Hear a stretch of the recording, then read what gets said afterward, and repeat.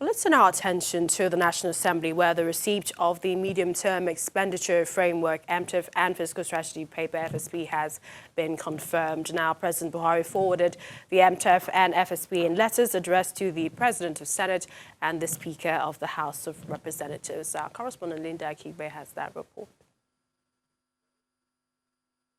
MTEF and Fiscal Strategy Paper, FSP, is now in the hands of the National Assembly. The planning documents come with a covering letter addressed to the Senate President and Speaker of the House of Representatives. Given our shared objective of returning the budget a predictable January-December fiscal year with effect from 2020, I hereby forward the 2020/2022 MTEF FSP to the distinguished Senate and trust that it will be expeditiously considered in order to facilitate the 2020 FGM budget preparation process. But once again, the President is sending the MTEF and FSP late to the National Assembly in breach of the Fiscal Responsibility Act. Section 11 of the Act states that the federal government, after consultation with the states, shall not later than 6 months from the commencement of the Act cause to be prepared and laid before the National Assembly for consideration of the Medium-Term Expenditure Framework and Fiscal Strategy Paper. Despite this delay, the Senate President has repeatedly said the National Assembly will pass the 2020 budget by December 2019, a feat which has been near impossible in previous assemblies.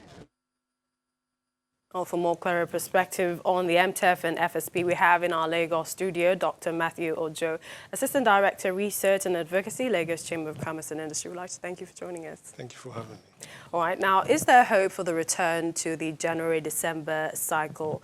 Many people are wondering how this affects the budget and, by extension, the economy. Well, if you talk about hope, there is always hope. Just like was read in that report, the President is sending the budget late again. However, going by the promise of the Senate President, if they are able to work at it and ensure that the budget gets passed as he has promised in December, it then means that there's hope for us to have the January to December span for implementing national budget.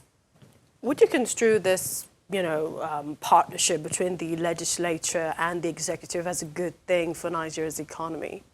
Like you said, partnership. It is a partnership, and the way it is encouraging. But that's not to say that when there are things to objectively look at, we should just glide over them because of politics. But if you have a cordial relationship between the legislative and the presidential wing of government, is a welcome development. It then means that things can be handled quickly and swiftly and correctly too. Where there are opportunities to raise one or two issues, it should be dealt with objectively. And for everybody, we want a healthy nation, not a government that's always at loggerheads with themselves. All right, we're going to come back to conclude this discussion. More on the medium-term expenditure framework and also the FSP with our guests in the studio when we return. Join us again.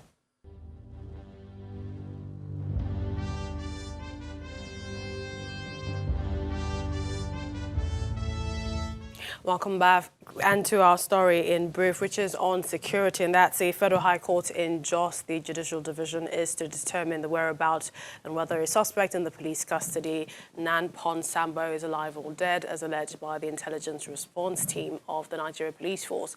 Now, Justice Dorcas Agishi has set a date for ruling on motions on notice filed by the complainant as well as the defense teams in relation to the circumstances surrounding the true position of the suspect, which has been under investigation for illegal possession of firearms as well as other offences. Let's continue our discussion on the medium-term expenditure framework and FSP. We've been talking to Dr. Matthew Ojo, Assistant Director, Research and Advocacy, Lagos Chamber of Commerce and Industry.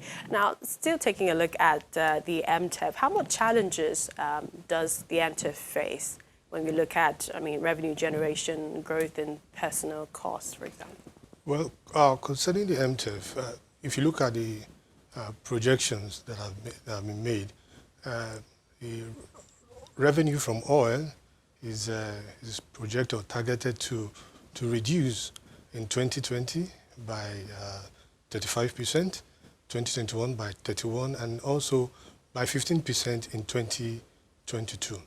Whereas for non-oil revenue, we are looking at 11% increase, 8% in 2020, 11% in 2021, and 8% also in 2022. However, if you look at the MTEF, the challenge is that the target seems to be crowding out capital expenditure, while recurrent expenditure is increasing. For 2020, we are looking at a 79% decrease, okay, in capital expenditure. You have capital expenditure just having 21%, whereas recurrent is having 79%. So that's dangerous. That's dangerous. And that means that you might not have the government doesn't seem to be looking at how to fund capital, the infrastructures. We have health to look at, we have education, we have roads. But then you see, when you have a ratio of 80 to 20, that's 80 for recurrent and 20% for capital, then it calls for concern. So everyone is also asking, how does all of this connect to the economic recovery and growth plan of the federal government? Well, for that, that just serves as a guide. For some of us who might look at it as a little bit over-ambitious. For example, for 2020, the RGP is looking at a GDP growth rate of 7%. But then for looking at the budget sent, the budget is looking at 2.93 for 2020 and 3.35 for 2021, 3.85. So you see the gap is still there. However, it's there like a guide. For 2020, for example, the oil production is targeted at 2.5. That's for the ERGP. But if you look at what the government is considering for 2020, just 2.18 million barrels per day. So it's a little bit conservative because that sector is not stable, and the government understands that. And you know what that means also? It means revenue from oil is not expected to give much to the government, whereas the government seems to be focusing on the non-oil revenue, which is a good thing, so that we don't have that over-dependence on oil. And we consider agriculture and some other areas to that non-oil. All right, we'd like to thank you. We'll see how all of these plays out in the future. Dr. Matthew Ojo, thank you for joining us on the program. Thank you for having me.